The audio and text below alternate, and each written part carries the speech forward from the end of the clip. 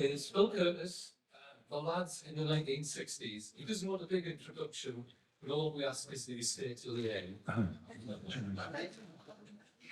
We're just sorting the video out. What we do is we put, in a few months' time, the videos of the talks will go onto our website. Check the lights. I think we're ready to go. Now, I've just looked around the audience, and I know that there are, well, look at the age group, I think a lot of people here are probably experts at this decade of Sunderland AFC. I know we have here the historian of the current historian of Sunderland AFC is here this evening, and also the gentleman who was the assistant secretary during the 60s of the club is here this evening. The registrar, so there's no pressure getting anything wrong. If I do get anything wrong, please come and see me at the end and tell me. Don't you dare, right? Well, let's start off. I've explained it. You know what day this is. This is the day someone clinched the promotion in 1963-64 season. But I'm going to start before that. I'm going to take us back. Well, when we got crowds like this, can you remember this? When in the 60s this happened. You're not seeing in the crowd. You'll see a crake.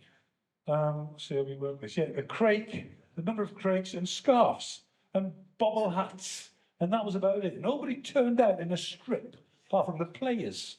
And really, this is the full end we're looking at. Can you remember as well the full end in those days? There was like a wooden board there, and you could get behind it and get on like a pipe or something and stand up so you're above the crowd. That's why you can see the faces up there.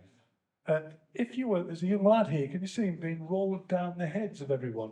And this, if we've got a 50 or 60,000 crowd, this often happened. Now the lad obviously he was caught short, wasn't he? That was the idea. So instead of going through everybody, you just passed him down over the heads. I can remember this happening in the Roker Park where I went regularly.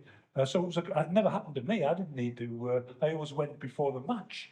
But that's a common thing. So before 1960 arrived, the manager in 1960 was Alan Brown, and Alan Brown had arrived in 1957-8 after the debacle of the payments under the counter, and all the directors were fined or got shut over. There was few of them left, and some of the players were fined and banned, signed, die.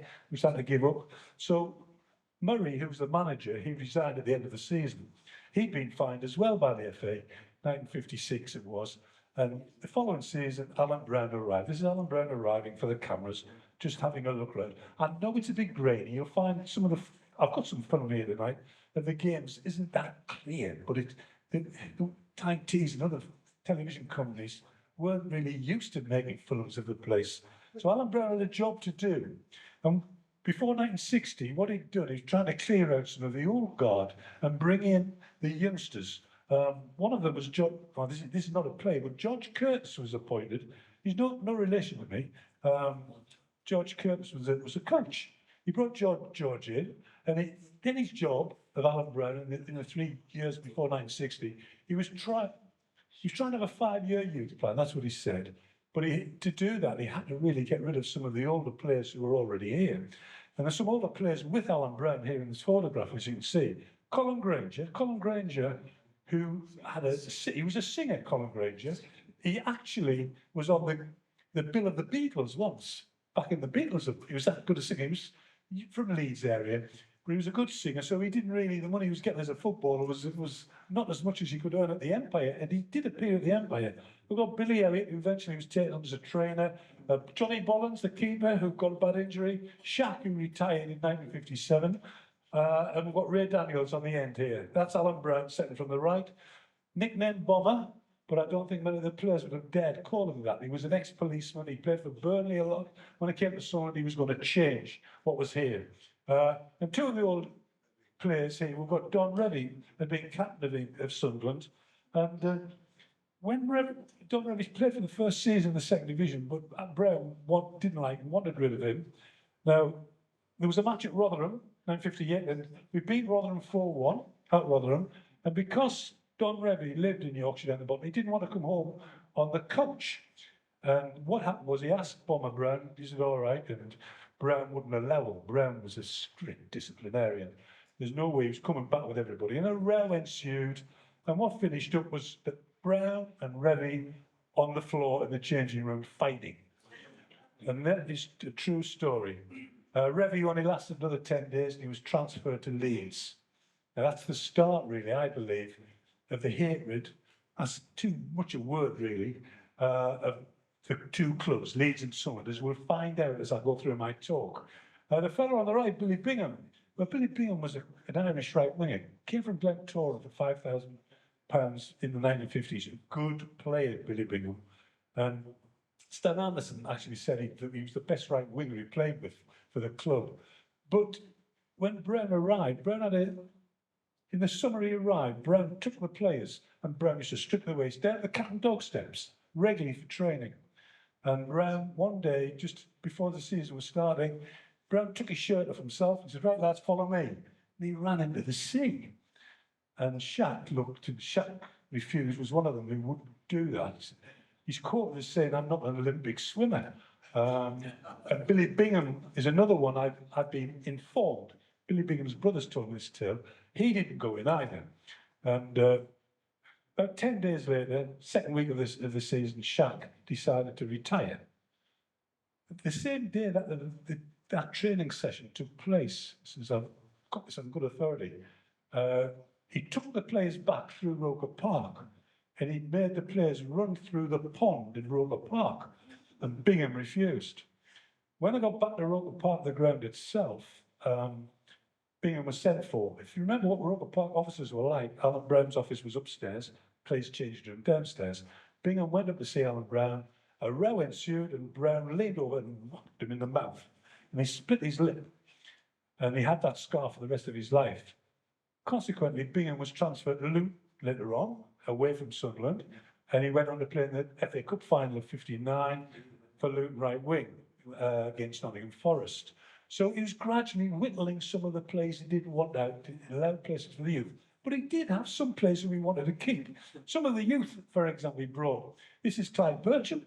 Clive Bircham made his debut just before 1960. The first ever game in Division 2. Clive was a plumber, and he kept his plumber's job when he retired. But he also was two lads here who would have lasted quite a long time. Cecil Irwin on the left with hair, you might remember, and Glenn Ashurst. And they both made their debut at the same time with Jimmy McNabb. So you can see what Alan Brown was trying to do. He was trying to bring the youth in, but keep some of the older players. I mean, he'd already bought Charlie Hurley in 1957 from Millwall. That's when he arrived, having just been signed, a young Charlie Hurley. But he was a colossus. But he wasn't a colossus when he first arrived, Charlie Hurley. In fact, his first two games, the first game was away at Blackpool, and the score was Blackpool 7, Sunderland 0.